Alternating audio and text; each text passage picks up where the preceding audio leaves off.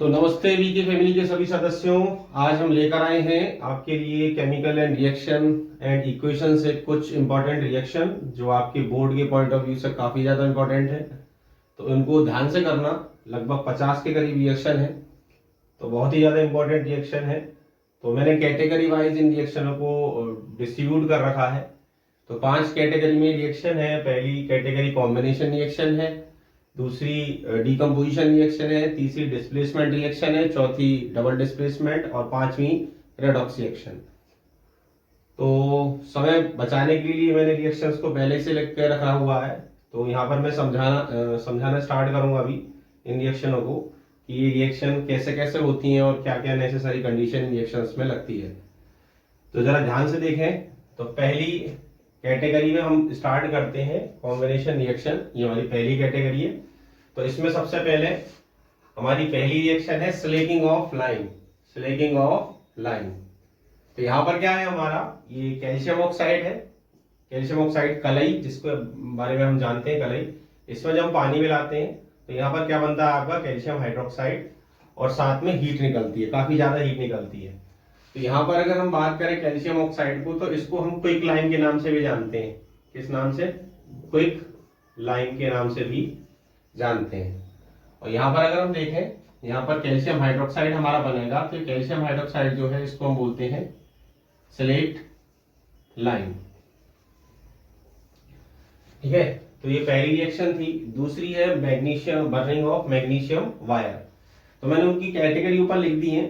तो पहली जो रिएक्शन थी ये एक्सोथर्मिक है। जितनी भी कॉम्बिनेशन रिएक्शन होती हैं वो सभी combination reaction, most of the combination reaction exothermic होती हैं। कुछ 2-4 एक्सेप्शन भी हैं, ठीक है ना, जो एक्सोथर्मिक नहीं होते।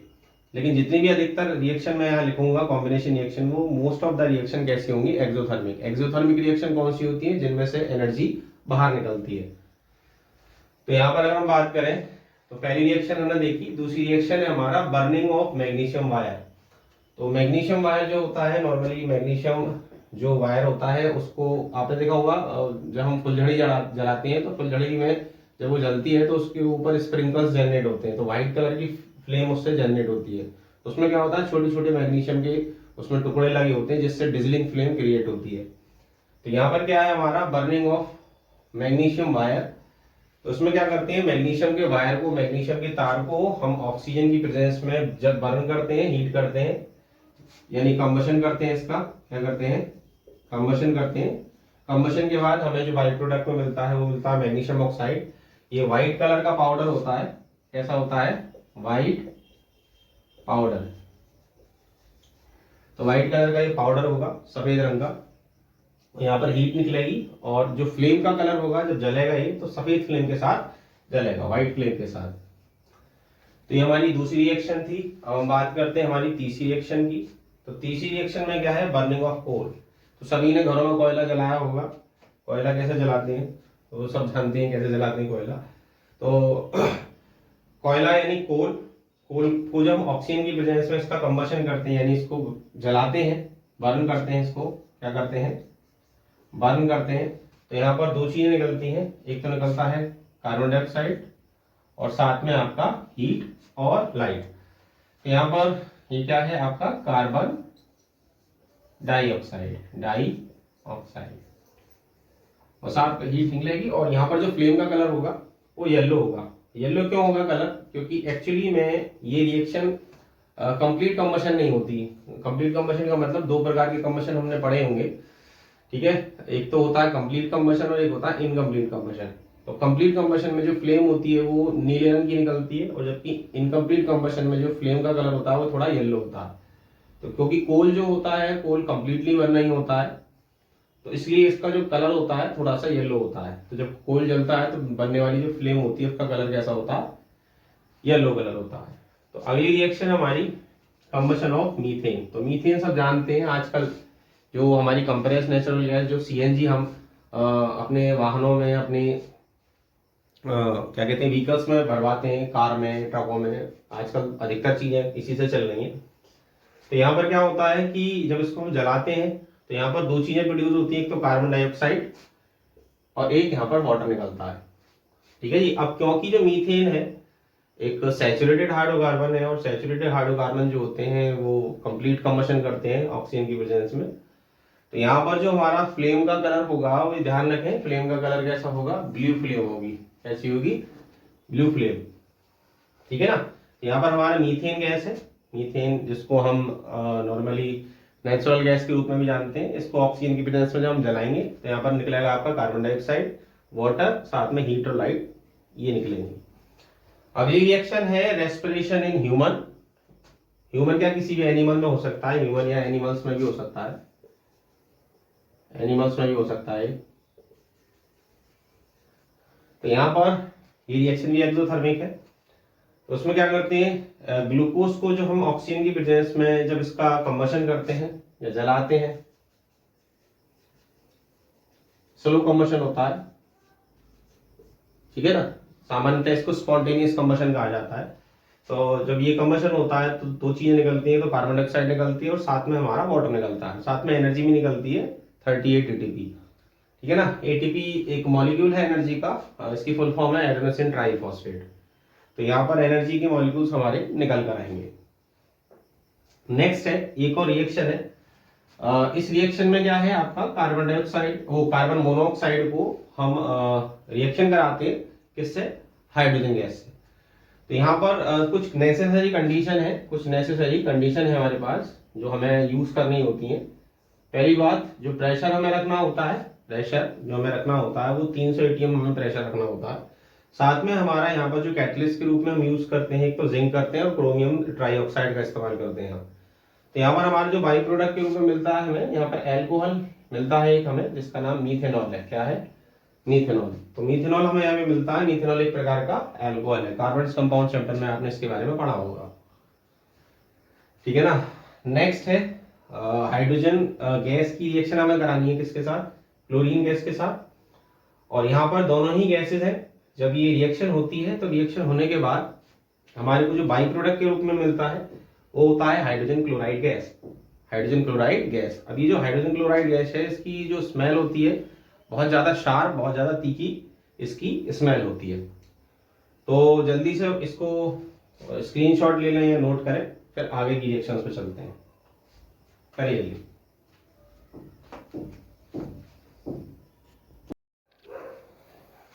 हाँ जी, तो हमारी आगे की रिएक्शन है,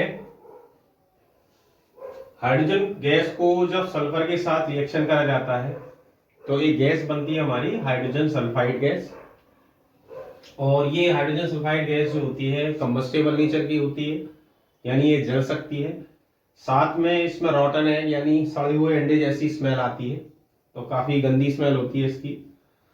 तो नेक्स्ट है अगली रिएक्शन, हाइड्रोजन गैस को जब हम नाइट्रोजन के साथ गर्म करते हैं, यानी दोनों का रिएक्शन कराते हैं, तो यहाँ पर हमारी बनती है अमोनिया। और अमोनिया बहुत ही ज्यादा जहरीली गैस है, तो टॉक्सिक नेचर की है, दम घोट सकती है, मार भी सकती है, ठीक है ना। तो ये हमारी दूसरी रिएक्शन थी इस स्टाइल की। अगला है अमोनिया गैस को जब हम HCl के साथ रिएक्शन कराते हैं, यानी ये इसी का पार्ट है, इसी रिएक्शन का पार्ट है। तो जब अमोनिया गैस को हम रिएक्शन कराते हैं किसके साथ, HCl के साथ, तो यहाँ पर हमारा जो फॉर्मेशन होता है, किसका फॉर्मेशन होता है, अमोनियम क्लोराइड का। और अमोनियम क्लोराइड एक सब्लिमेटिंग सब्सटेंस है। क्या है, सब्लिमेटिंग सब्सटेंस, यानी ये सीधे सॉलिड स्टेट से गैसीय स्टेट में चला जाता है। अगली रिएक्शन है कार्बन मोनोऑक्साइड को जो हम जलाते हैं, कार्बन मोनोऑक्साइड को जब जलाते हैं किसकी प्रेजेंस में, ऑक्सीजन की प्रेजेंस में। ऑक्सीजन की प्रेजेंस में जब उसको जलाया जाता है, कंबशन किया जाता है, तो यहाँ पर हमारा कार्बन डाइऑक्साइड का फॉर्मेशन होता है। तो शुरुआत में हमारी जो कार्बन मोनोऑक्साइड होती है ये टॉक्सिक नेचर की होती है। कैसी नेचर की होती है, टॉक्सिक नेचर की होती है।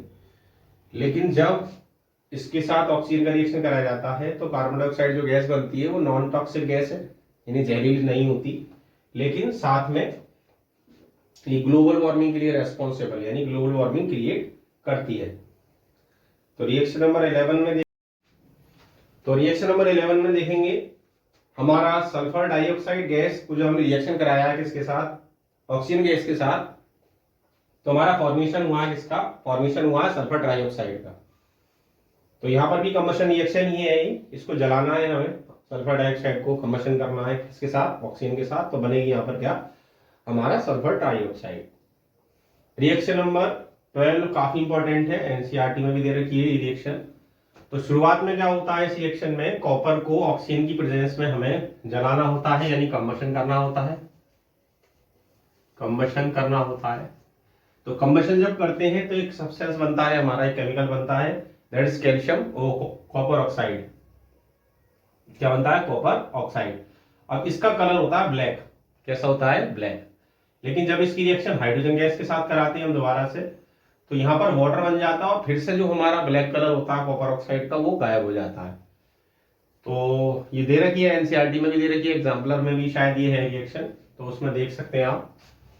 तो यहाँ पर कॉपर हमें वापस मिल जाएगा, कॉपर जो हमें वापस मिल जाएगा और वाटर बन जाएगा यहाँ, यानी जो ब्लैक कलर था वो डिसअपीयर हो जाएगा। अगला है मैग्नीशियम को जब नाइट्रोजन के एनवायरमेंट में बर्न किया जाता है, यानी कंबशन किया जाता है मैग्नीशियम को नाइट्रोजन के एनवायरमेंट में, यानी नाइट्रोजन गैस होनी चाहिए कंटेनर में और साथ में मैग्नीशियम को वहां जलाना है हमें। तो यहाँ पर हमारा बनेगा मैग्नीशियम नाइट्राइड Mg3N2, ये हमारा मैग्नीशियम नाइट्राइड इस रिएक्शन में बन जाएगा। तो सारी रिएक्शन जितनी भी रिएक्शन बताई जानी है इसमें सारी इंपॉर्टेंट रिएक्शन है, छाट छाट के मैंने रिएक्शन यहाँ पर लिखी है। तो काफी अच्छे से रिएक्शन को तैयार करें, बोर्ड में इसमें से मोस्ट ऑफ द रिएक्शन इसमें से फंस सकती हैं, ठीक है ना। तो अच्छे से आप तैयार करें रिएक्शंस को, ठीक है ना। तो अगली रिएक्शन है हमारी सोडियम की रिएक्शन, हमें करानी है किसके साथ, क्लोरीन गैस के साथ। और यहाँ पर गोल्डन फ्लेम के साथ हमारा सोडियम जलता है, किसके साथ, गोल्डन फ्लेम के साथ हमारा सोडियम यहाँ जलेगा। तो क्लोरीन गैस की प्रेजेंस में सोडियम को यहाँ कंबशन करना है, तो कंबशन करने के बाद यहाँ पर हमारा NaCl यानी साधारण नमक सोडियम क्लोराइड बनेगा। क्या बनेगा, सोडियम क्लोराइड, जो साधारण नमक होता है हमारा सोडियम क्लोराइड यहाँ बनेगा। अगला है Fe यानी आयरन। आयरन को हम जब रिएक्शन कराते हैं सल्फर के साथ तो हमारा कंबशन कराना है यहाँ भी, यानी यहाँ भी हमें हीट देनी है। तो करने के बाद यहाँ पर मडी ब्लैक कलर का यानी थोड़े मिट्टी जैसे रंग का एक सब्सटेंस बनेगा, ठीक है ना, एक कंपाउंड बनेगा हमारा FeS। क्या बनेगा, FeS। तो यहाँ पर बनेगा फेरस सल्फाइड, ठीक है, फेरस सल्फाइड हमारे यहाँ पर ब्लैक कलर का सब्सटेंस बनेगा।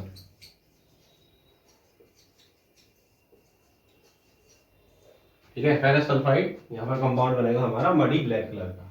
तो जल्दी से नोट कीजिए इन रिएक्शंस को, फिर आगे चलेंगे।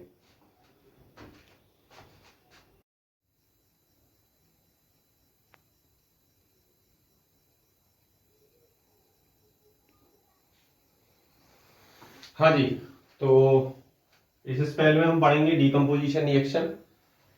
तो पहली डीकम्पोजिशन रिएक्शन है, काफी इंपॉर्टेंट रिएक्शन है ये।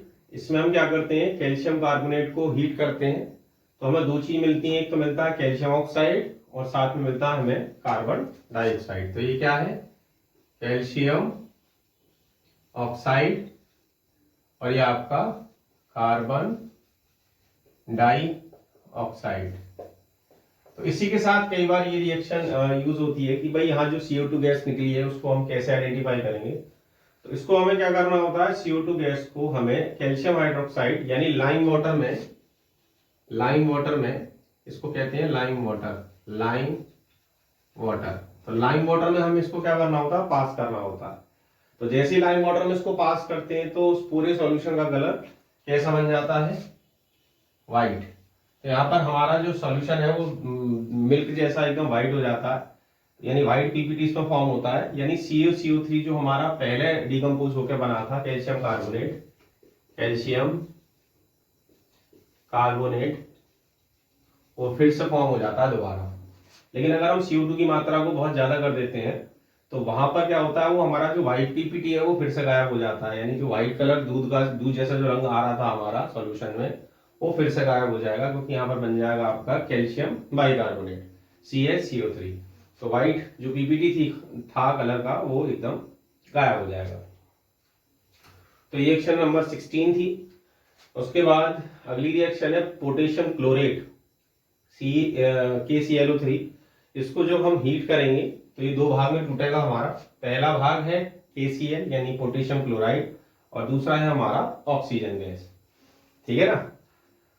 तो ये जितनी भी रिएक्शन है जिनके आगे मैंने इंपॉर्टेंट लिख रखा है, काफी इंपॉर्टेंट है, कई बार पेपरों में आई हुई रिएक्शन है।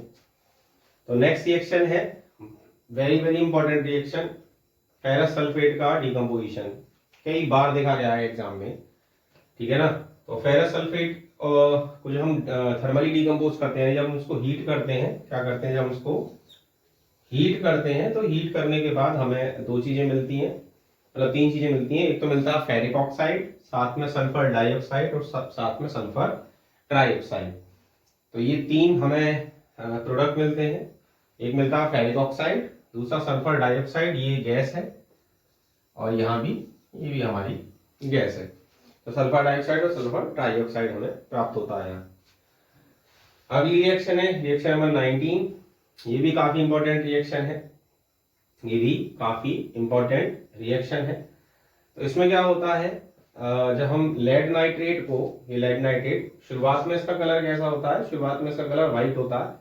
जब इसको थर्मली डिकम्पोज किया जाता है, थर्मली डिकम्पोज करने के बाद इसका जो कलर है वो येलो हो जाता है, यानी कुल मिला के यहाँ पर लेड ऑक्साइड फॉर्म होगा, और साथ में अगर हम बात करें, यहाँ पर ब्राउन कलर की एक गैस निकलती है जो होती है नाइट्रोजन डाइऑक्साइड, और साथ में हमारा यहाँ पर कौन सी गैस निकलेगी, ऑक्सीजन गैस निकलेगी।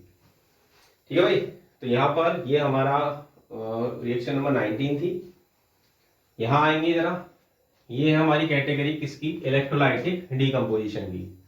तो इलेक्ट्रोलाइटिक डिकम्पोजिशन में हमारी 20 नंबर की जो रिएक्शन है, 20 नंबर की रिएक्शन है। इस रिएक्शन में हमें वाटर का इलेक्ट्रोलाइसिस करना है या इलेक्ट्रिसिटी पास करनी है। तो उसमें हल्का सा हमें कुछ amount, some drop of H2SO4 थोड़ा सा डालना है, जिससे कि हमारा वाटर कंडक्टिव हो जाए।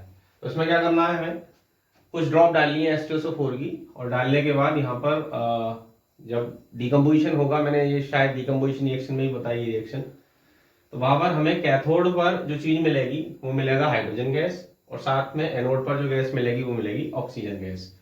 अगर इनके वॉल्यूम का रेशो देखा जाए तो वॉल्यूम का रेशो होगा 2:1। अगर मास देखा जाएगा, मास का रेशो, तो वो मास का रेशो होगा 1:8।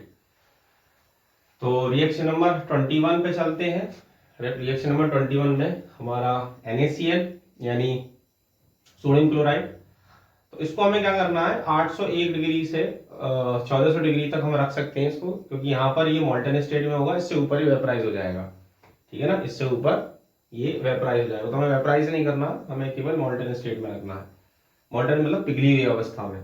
तो जब हम इसको मॉल्टन स्टेट में लेकर आते हैं, देन उसके बाद फिर हम क्या करते हैं, यहाँ पर इसमें इलेक्ट्रिसिटी पास करते हैं। इलेक्ट्रिसिटी पास करने के बाद तो हमें दो चीजें मिलती हैं, एक तो मिलता है सोडियम, और साथ में हमें मिलती है क्लोरीन गैस। सोडियम हमें मिलेगा कैथोड पर, और क्लोरीन गैस हमें मिलेगी एनोड पर। एक सिंपल सा शॉर्टकट है, कैटायन जो होता है, कैटायन यानी जो मेटल होता है, वो हमेशा हमें किस पे मिलता है, कैथोड में मिलता है। यानी कैथोड कैटायन, एनोड एनायन।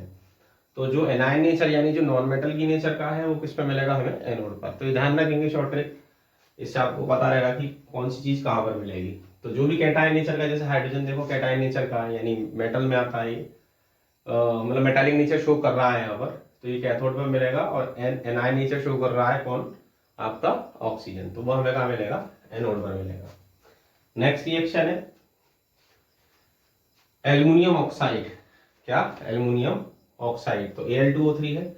इसको आपको रखना है, टेम्परेचर कितने के बीच में रखना है, 2772 यानी 2072 डिग्री सेंटीग्रेड से लेकर 2977 डिग्री सेंटीग्रेड पर इसको होल्ड करना है।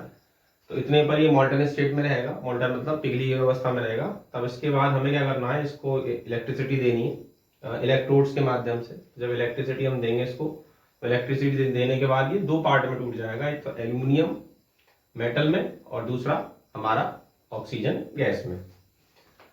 अब बात आती है हमारी नेक्स्ट कैटेगरी की, and that is photolytic decomposition. यानी ये जो डिकम्पोजिशन रिएक्शन है, ये डिकम्पोजिशन रिएक्शन ये इस्तेमाल करी जाती है, इसमें इस्तेमाल करी जाती है हमारी सनलाइट। तो सबसे पहली रिएक्शन है 23 नंबर की रिएक्शन है AgCl। AgCl का मतलब सिल्वर क्लोराइड। सिल्वर क्लोराइड को जो हम सनलाइट इसके ऊपर एक्सपोज करते हैं, यानी इसके ऊपर जब सनलाइट डालते हैं तो दो पार्ट में टूटेगी, एक तो टूटेगी Ag और दूसरा टूटेगा Cl2 में, यानी सिल्वर हमारा यहाँ ऑप्टेन होगा, यानी सिल्वर मेटल ऑप्टेन होगा और साथ में हमारे को यहाँ पर क्लोरीन गैस मिलेगी। तो ये इंपॉर्टेंट रिएक्शन है, कई बार आई है पेपर में, इंपॉर्टेंट रिएक्शन है। इसके बाद नेक्स्ट है AgBr। AgBr का मतलब सिल्वर ब्रोमाइड, और सिल्वर ब्रोमाइड को जब हम सनलाइट में एक्सपोज करते हैं तब यहाँ पर हमें मिलता है क्या, सिल्वर और साथ में ब्रोमीन गैस। ये जो सिल्वर ब्रोमाइड है इसका अब तो यूज नहीं होता, लेकिन पहले फोटोग्राफी होती थी, ब्लैक एंड व्हाइट फोटोग्राफी, उसमें इसका इस्तेमाल होता था। तो अगली रिएक्शन है रिएक्शन नंबर 25, हाइड्रोजन पेरोक्साइड। देखा होगा हाइड्रोजन पेरोक्साइड एक सब्सटेंस है जिससे नॉर्मली घाव वगैरह को सही किया जाता है, इससे घाव सही करते हैं, सही करने के बाद उसको साफ करते हैं। तो हाइड्रोजन पेरोक्साइड का मेडिकल में इस्तेमाल है, बाकी और भी बहुत सारे इस्तेमाल है। ग्लोइंग स्टिक होती है एक, उसमें भी इसका इस्तेमाल होता है, ग्लोइंग स्टिक में। तो यहाँ पर हाइड्रोजन पेरोक्साइड जो है, इसको जब हम एक्सपोज करेंगे सनलाइट में, यानी अल्ट्रावायलेट रेडिएशन में जब इसको हम एक्सपोज करेंगे तो यहाँ पर दो चीजें हमें ऑब्टेन होंगी। First one is the water and second one is the oxygen. तो अभी हम रिएक्शन नंबर 25 पे पहुंचे हैं। तो अगली जो हमारी कैटेगरी है, अगली कैटेगरी है हमारी डिस्प्लेसमेंट रिएक्शन। तो जल्दी से इस इन रिएक्शन को नोट डाउन करें, इनका स्क्रीनशॉट ले लें, फिर आगे चलेंगे। जल्दी नोट कीजिए।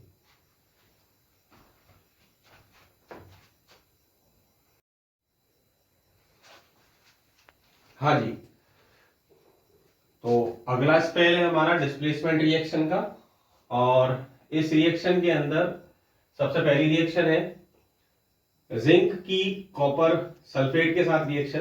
तो इसमें शुरुआत में हमारा जो कॉपर सल्फेट का कलर होगा वो कैसा होगा, ब्लू होगा। जैसे ही हम यहाँ पर कॉपर सल्फेट पर जिंक डालेंगे तो जिंक हाईली रिएक्टिव है कॉपर से, तो कॉपर को डिस्प्लेस कर देगा और जिंक सल्फेट बना लेगा, और इसका जो ब्लू कलर है वो कन्वर्ट हो जाएगा इसके अंदर कलरलेस के अंदर, यानी कलर इसमें से गायब हो जाएगा। अगली रिएक्शन है मैग्नीशियम की रिएक्शन करानी है हमें कॉपर सल्फेट से। तो जब कॉपर सल्फेट से रिएक्शन कराएंगे तो मैग्नीशियम सल्फेट बनेगा और साथ में कॉपर यहाँ पर बाहर डिस्प्लेस हो जाएगा।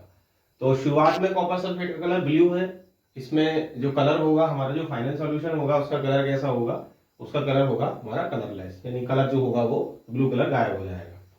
अगली रिएक्शन है, तो काफी इंपॉर्टेंट रिएक्शन है, ये काफी इंपॉर्टेंट रिएक्शन है, कई बार देखी गई है पेपर में। आयरन को हम आयरन से हम डिस्प्लेस कराएंगे किसको, कॉपर को, यानी कॉपर सल्फेट के सॉल्यूशन में जब हम आयरन नील डाल सकते हो या कोई भी आयरन का ऑब्जेक्ट डाल सकते हो, तो कुछ देर बाद या घंटे 2 घंटे बाद जब आप देखोगे तो सॉल्यूशन का कलर थोड़ा सा ग्रीन होने लगेगा, यानी कुल मिला के आयरन जो होगा वो कॉपर को डिस्प्लेस करना चालू कर देगा। तो जब आयरन कॉपर को डिस्प्लेस करेगा तो वहां पर आयरन सल्फेट यानी फेरस सल्फेट बनेगा। क्या बनेगा, फेरस सल्फेट बनेगा और कॉपर बाहर डिस्प्लेस हो जाएगा, ठीक है ना। अगली रिएक्शन है लेड की कॉपर क्लोराइड के साथ, लेड की कॉपर क्लोराइड के साथ। तो कॉपर क्लोराइड जो होता है शुरुआत में ब्लू कलर का होता है, तो जब लेड डिस्प्लेस करेगा किसको, कॉपर को, तो कॉपर बाहर निकल जाएगा। तो यानी क्या होगा, यहाँ पर बनेगा आपका लेड क्लोराइड और साथ में आपका कॉपर बाहर निकल जाएगा। अगली रिएक्शन है, अगली रिएक्शन कॉपर की AgNO3 के साथ, यानी यहाँ पर क्या है, कॉपर जो है वो Ag से ज्यादा रिएक्टिव है। मैंने लास्ट लेक्चर जो था केमिकल रिएक्शन इक्वेशन का, उसमें रिएक्टिविटी सीरीज लगा रखी थी, तो वहां से आप देख सकते हैं कौन किससे ज्यादा रिएक्टिव है और कौन किससे कम रिएक्टिव है। तो यहाँ पर कॉपर जो है वो Ag से ज्यादा रिएक्टिव है, तो क्या करेगा, कॉपर Ag को डिस्प्लेस कर देगा और खुद उसकी जगह पर आ जाएगा। तो यहाँ पर क्या बनेगा, कॉपर नाइट्रेट बनेगा और साथ में Ag जो होगा हमारा वो बाहर निकल जाएगा। अगली रिएक्शन है आयरन की हाइड्रोक्लोरिक एसिड के साथ। तो यहाँ पर क्या होगा, यहाँ पर हाइड्रोक्लोरिक एसिड जो होगा, हाइड्रोक्लोरिक एसिड में जो हाइड्रोजन है वो आयरन से कम रिएक्टिव है, तो आयरन बाहर निकाल देगा हाइड्रोजन को, यानी आयरन खुद क्लोरीन के साथ आ जाएगा और हाइड्रोजन को बाहर निकाल देगा। अब यहाँ पर जो हाइड्रोजन हमारी निकल रही है उसको हम आइडेंटिफाई कर सकते हैं। तो हमें क्या करना है, टेस्ट ट्यूब के ऊपर एक क्या कहते हैं मैच स्टिक हम ले जाएंगे जलती हुई, तो हाइड्रोजन जो गैस जब बाहर निकलेगी तो वो पॉप साउंड के साथ चलेगी। तो ये एक प्रकार से आइडेंटिफिकेशन भी है कि हाइड्रोजन गैस अगर किसी रिएक्शन में निकलती है तो उसको कैसे हम चेक करते हैं। अगली रिएक्शन है मैग्नीशियम की हाइड्रोक्लोरिक एसिड के साथ, तो हाइड्रोक्लोरिक एसिड के साथ जब रिएक्शन कराते हैं तो व्हाइट कलर का सब्सटेंस बनता है, मतलब सॉल्यूशन जो होगा वो कैसा हो जाएगा, व्हाइट हो जाएगा। यानी यहाँ पर क्या होगा, हमारा Mg क्या करेगा, यानी मैग्नीशियम क्या करेगा, हाइड्रोजन को डिस्प्लेस कर देगा। तो जब हाइड्रोजन को वो डिस्प्लेस करेगा तो यहाँ पर मैग्नीशियम क्लोराइड बनेगा और साथ में हाइड्रोजन गैस निकलेगी, जो अगेन पॉप साउंड के साथ जल सकती है। तो इधर आते हैं, जरा इधर देखते हैं। तो ये हमारा सोडियम है, सोडियम की रिएक्शन वाटर के साथ कराते हैं। हाईली रिएक्टिव सब्सटेंस है सोडियम, पानी के साथ एकदम जलता है बुरी तरह से, ठीक है ना।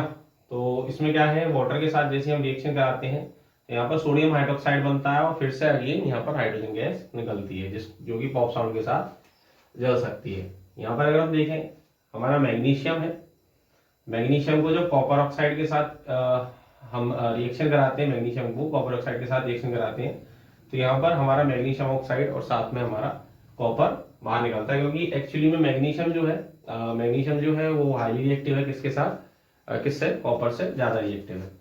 तो ये काफी इंपॉर्टेंट रिएक्शन है, थर्माइट रिएक्शन, इंपॉर्टेंट रिएक्शन है थर्माइट रिएक्शन। तो इसका इस्तेमाल किया जाता है रेलवे ट्रैक्स को ज्वाइन करने के लिए, और साथ में वेल्डिंग जो होती है, इलेक्ट्रिक वेल्डिंग जो होती है, उसमें भी इसका इस्तेमाल किया जाता है। तो अब इसका मेन पर्पस क्या है, मेन पर्पस ये है क्योंकि एक्चुअली में जो भी हम आयरन ऑब्जेक्टों को जोड़ते हैं आपस में, तो उसके लिए हमें मोल्टन आयरन चाहिए। आयरन जो है वो लगभग 1535 डिग्री पर वो पिघलता है। तो अगर उसको हमें मेल्ट करना है तो मेल्ट करने के लिए हमें ओवरनाइट उसको रखना पड़ेगा, लगभग काफी लंबा प्रोसेस है, 6 7 8 10 घंटे का प्रोसेस है। तो इतना समय हमारे पास नहीं है, तो उसके लिए हम क्या करते हैं, एक शॉर्ट रिएक्शन हम इस्तेमाल करते हैं जिसको थर्माइट रिएक्शन कहते हैं। तो रैपिडली कुछ ही सेकेंड्स में हमें एक्चुअली मोल्टन आयरन मिल जाता है। तो यहाँ पर हम क्या कराते हैं, एल्यूमिनियम की रिएक्शन कराते हैं Fe2O3 से। तो यहाँ पर इसमें जैसे रिएक्शन कराएंगे और हीट देंगे तो तुरंत क्या होगा, Al2O3 क्या कहते हैं यहाँ पर बनेगा हमारा, यानी एल्यूमिनियम ऑक्साइड बनेगा, और साथ में हमारा मोल्टन यानी पिघला हुआ आयरन जो है वो बाहर निकलेगा और किसी भी आयरन ऑब्जेक्ट को ये जोड़ सकता है। तो रिएक्शन नंबर 36, इसमें क्या है, कैल्शियम का रिएक्शन कराना है हमें सल्फ्यूरिक एसिड से। तो इसमें क्या है, सल्फ्यूरिक एसिड डाइल्यूटेड लेना है। तो जैसे हम उसमें कैल्शियम का टुकड़ा डालेंगे तो वो क्या करेगा, वो सॉल्यूशन के जो हमारा एक्वस डाइल्यूटेड सॉल्यूशन है H2SO4 का, तो उसके ऊपर वो फ्लोट करना चालू कर देगा चारों तरफ, ठीक है ना। तो इसमें क्या बनेगा, हमारा कैल्शियम सल्फेट बनेगा और साथ में यहाँ पर हाइड्रोजन गैस भी निकलेगी। तो ये थी हमारी डिस्प्लेसमेंट रिएक्शन। तो अगली जो कैटेगरी है वो है डबल डिस्प्लेसमेंट रिएक्शन।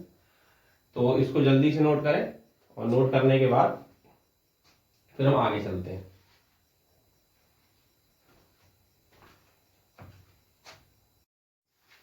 हाँ जी, तो हमारी अगली कैटेगरी है डबल डिस्प्लेसमेंट रिएक्शन। और इस डबल डिस्प्लेसमेंट रिएक्शन के अंदर पहली जो रिएक्शन है वो है सिल्वर नाइट्रेट की सोडियम क्लोराइड के साथ। तो सिल्वर नाइट्रेट की जब रिएक्शन कराएंगे सोडियम क्लोराइड के साथ तो यहाँ पर हमारे को सिल्वर क्लोराइड मिलेगा और साथ में हमारे को यहाँ पर सोडियम नाइट्रेट मिलेगा। तो यहाँ पर जो सिल्वर क्लोराइड है हमारा वो व्हाइट पीपीटी बनेगा। क्या बनेगा, व्हाइट पीपीटी, यानी व्हाइट कलर का प्रेसिपिटेट हमारा फॉर्म होगा सॉल्यूशन में। इसी के बाद एक रिएक्शन और है जिसमें बेरियम क्लोराइड की BaCl2 बेरियम क्लोराइड की सोडियम सल्फाइड के साथ रिएक्शन करनी है। काफी इंपॉर्टेंट रिएक्शन है, पेपर में कई बार आई है, और ये कॉम्बो में आती है। 38 और 39 रिएक्शन साथ में आती है कॉम्बो में। तो इसमें क्या होता है कि बेरियम क्लोराइड का जब रिएक्शन कराते हैं सोडियम सल्फाइड के साथ तो वहां पर हमारे को व्हाइट पीपीटी मिलता है जो कि होता है बेरियम सल्फाइड, और साथ में यहाँ पर क्या होता है, यहाँ पर सोडियम क्लोराइड हमारा अलग से निकल के आता है एक्वस सॉल्यूशन में। इसमें एक्वस सॉल्यूशन में, तो यहाँ भी ये सॉल्यूशन हम एक्वस ही ले लें, ये भी हमें एक्वस ही ले लें, लेकिन हमारा ये जो बेरियम सल्फाइड है ये हमारा पीपीटी के रूप में आएगा। अब इसी रिएक्शन को जो हम आगे लेकर जाते हैं, यहाँ पर जो हमारा BaSO4 जो बना है, अगर इसी रिएक्शन में हमारा पीपीटी बनने के बाद अगर हम थोड़ा सा इसमें HCl डालते हैं, यानी यहाँ पर इस पूरी रिएक्शन को हो जाने के बाद अगर इसमें थोड़ा सा HCl डाल देते हैं तो यहाँ पर क्या होता है, जो हमारा व्हाइट पीपीटी होता है, यानी ये जो व्हाइट पीपीटी था हमारा, व्हाइट पीपीटी था हमारा ये वाला BaSO3 वाला, ये डिसअपियर हो जाता है क्योंकि यहाँ पर ये हमारा BaCl2 है और ये वाटर सॉल्युबल होता है, वाटर सॉल्युबल होता है। तो जब ये वाटर में घुस जाता है तो पीपीटी खत्म हो जाता है। तो ये जो साथ में वाटर बनना है हमारा, और जो हमारा एक्वा सॉल्यूशन जो हमने यूज करा है उसमें डिजोल्व हो जाएगा। तो डिजोल्व होने के बाद जो हमारा पीपीटी है वो गायब हो जाएगा। अगली रिएक्शन है बेरियम क्लोराइड की कॉपर सल्फेट के साथ। तो जब बेरियम क्लोराइड की रिएक्शन करते हैं कॉपर सल्फेट के साथ, तो कॉपर सल्फेट का जो कलर है पहले तो ब्लू होता है, ठीक है ना। तो इसमें क्या है, बेरियम क्लोराइड को जब कॉपर सल्फेट में मिलाते हैं तो यहाँ पर हमें व्हाइट कलर का पीपीटी मिलता है, सफेद रंग का पीपीटी मिलता है, जो कि क्या होता है, बेरियम सल्फेट, ठीक है ना। अगला रिएक्शन है कॉपर सल्फेट की हाइड्रोजन सल्फाइड के साथ। ये इंपॉर्टेंट रिएक्शन, काफी कई बार पेपर में आ चुकी है ये रिएक्शन। तो शुरुआत में कॉपर सल्फेट का जो कलर होगा वो कैसा होगा, ब्लू होगा। अब जैसे इसमें हाइड्रोजन सल्फाइड गैस पास करी जाएगी तो उस सॉल्यूशन का कलर कैसा हो जाएगा, मतलब सॉल्यूशन में जो सब्सटेंस फॉर्म होगा, यानी जो पीपीटी फॉर्म होगा उसका कलर कैसा होगा, ब्लैक होगा। शुरुआत में पूरा सॉल्यूशन कैसा होगा, ब्लैक ब्लैक होगा। लेकिन थोड़ी देर बाद जब उसको हम सेटल डाउन होने के लिए छोड़ देंगे 8 से 10 मिनट के लिए, तो हम देखेंगे जितना भी ब्लैक कलर था वो नीचे की तरफ सेटल डाउन हो जाएगा और ब्लैक पीपीटी के रूप में वो रिएक्शन में हमें देखने को मिलेगा। तो ये हमारा क्या बनेगा, ब्लैक पीपीटी, ये होगा हमारा कॉपर सल्फाइड। अगली रिएक्शन है AlCl3 यानी एल्युमिनियम क्लोराइड की रिएक्शन अमोनियम हाइड्रोक्साइड के साथ। तो NH4OH है और ये हमारा AlCl3 है। तो जब हम एल्युमिनियम क्लोराइड की रिएक्शन हम कराते हैं अमोनियम हाइड्रोक्साइड के साथ, तो हमें यहाँ पर मिलता है हमारा व्हाइट पीपीटी। और व्हाइट पीपीटी क्या है, हमारा एल्युमिनियम हाइड्रोक्साइड है। और साथ में हमें NH4Cl मिलेगा, अमोनियम क्लोराइड। क्या मिलेगा, ये अमोनियम क्लोराइड। और ये कैसा सब्सटेंस है, एक सब्लिमेटिंग सब्सटेंस है, ठीक है ना, ये सब्लिमेट हो सकता है। लास्ट और इंपॉर्टेंट रिएक्शन डबल डिस्प्लेसमेंट की, बहुत ही इंपॉर्टेंट रिएक्शन है ये। तो इसमें लेड नाइट्रेट है हमारा, लेड नाइट्रेट, इसको जो हम पोटेशियम आयोडाइड से रिएक्शन कराते हैं तो दोनों कलरलेस होते हैं, दोनों कलरलेस होते हैं। तो मैं शॉर्ट डालूंगा इसका एक आध दिन में, देखना उसमें शॉर्ट में मैं दिखाया है लेड नाइट्रेट और पोटेशियम आयोडाइड का क्या कहते हैं पीपीटी बनाकर। तो उसमें एकदम बिल्कुल डार्क फास्ट येलो कलर का, एकदम गाढ़े पीले रंग का एक पीपीटी फॉर्म होता है। और जो पीपीटी क्या होता है, लेड आयोडाइड होता है, PbI2, और साथ में हमारा KNO3 बनता है। तो कुछ देर के लिए हमें 1-2 मिनट के लिए इसको छोड़ना पड़ेगा, तो जिससे जितना भी पीपीटी होगा वो नीचे सेटल डाउन हो जाएगा येलो कलर का। चलिए, तो इधर वाली जो रिएक्शन है ये रेडॉक्स रिएक्शन का पार्ट है। तो हम जानते हैं रेडॉक्स रिएक्शन का एक एप्लीकेशन था कोरोजन या रस्टिंग, तो उसी से मैंने कुछ रिएक्शन ली है। तो पहली जो रस्टिंग है, पहली रस्टिंग है आयरन की। तो आयरन में क्या होता है, हमें यहाँ पर आयरन थर्ड लेना है। आयरन थर्ड का मतलब आयरन की 2 वैलेंसी होती है, वैलेंसी नहीं, ऑक्सीडेशन स्टेट कहते हैं वैसे तो हमको। तो आयरन की 2 ऑक्सीडेशन स्टेट होती है, एक होती है 2+ और एक होती है 3+। तो जब हम आयरन थर्ड को, इसको आयरन थर्ड है हमारा, तो जब आयरन थर्ड की रिएक्शन हम कराते हैं किससे, ऑक्सीजन से कराते हैं, तो यहाँ पर हमारे को मिलता है Fe2O3। ये क्या है, फेरिक ऑक्साइड। क्या है, फेरिक ऑक्साइड। तो फेरिक ऑक्साइड है। अब जब इस फेरिक ऑक्साइड को वाटर के साथ हम रिएक्शन कराते हैं, हम क्या कराते हैं, वो एटमॉस्फेयर में ऑलरेडी मौजूद होता है हमारा क्या कहते हैं मॉइस्चर, तो उसी से रिएक्शन हो जाती है। तो यहाँ पर क्या है, हमारा फेरिक ऑक्साइड की रिएक्शन जब कराई जाती है वाटर के साथ, तो यहाँ पर हमारा रस्ट ऑफ आयरन बनता है, जो कि ब्राउन कलर का होता है। देखिए भी आपने जंग, लोहे की जो जंग है, तो इसमें ऐसा होता है कि रस्ट के कई सारे रूप हैं, खाली ऐसा नहीं कि खाली यही रस्ट है, खाली ऐसा नहीं कि यही रस्ट है। ऐसा होता है, आयरन की दूसरी वैलेंसी होती है, आयरन सेकंड कहते हैं इसको, आयरन सेकंड। ये भी ऑक्सीजन के साथ रिएक्शन करता है, ये भी आयरन के साथ रिएक्शन करता है, और रिएक्शन करने के बाद हमारा बनाता है FeO। ये क्या है, फेरस ऑक्साइड, फेरस ऑक्साइड। अगर आयरन सेकंड यूज हो रहा है तो हमारा जो नेमिंग होगा वो होगा फेरस, और अगर आयरन थर्ड यूज हो रहा है तो नेमिंग होगा फेरिक। इसमें इक आता है, इसमें अस आता है, ठीक है जी। तो होता क्या है कि जब इन दोनों का कंबाइन हम मिश्रण बनाते हैं, तो मिश्रण बनाने के बाद जो मिश्रण हमारा बनता है उसको बोलते हैं Fe3O4। तो उसको आयरन सेकंड थर्ड ऑक्साइड बोला जाता है। इसका दूसरा नाम रेड ऑक्साइड भी है, रेड ऑक्साइड लाल रंग का होता है। तो आपने देखा भी होगा जो हमारे आयरन आर्टिकल्स होते हैं, लोहे के आर्टिकल्स होते हैं, तो उन पे एक रेड कलर का प्राइमर कहा जाता है, वो यही होता है। ये भी एक प्रकार की रस्ट होती है, जो कि फर्दर रस्टिंग नहीं होने देती, जो कि फर्दर रस्टिंग नहीं होने देती। तो उसके बाद नेक्स्ट है हमारा rust of copper. Rust of copper यानी तांबा जो होता है उसमें कैसे रस्टिंग होती है। तो तांबे की रस्टिंग आप देखी होगी, हरे रंग की लेयर चढ़ती है तांबे के बर्तन पर।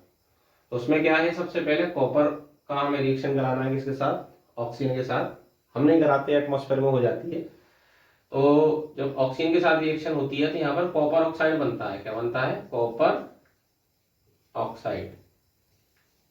तो कॉपर ऑक्साइड की रिएक्शन जब हम कराते हैं, हम क्या कराते हैं, एटमॉस्फेयर में दो चीजें मौजूद है, कार्बन डाइऑक्साइड मौजूद है और एक आपका वाटर मौजूद है।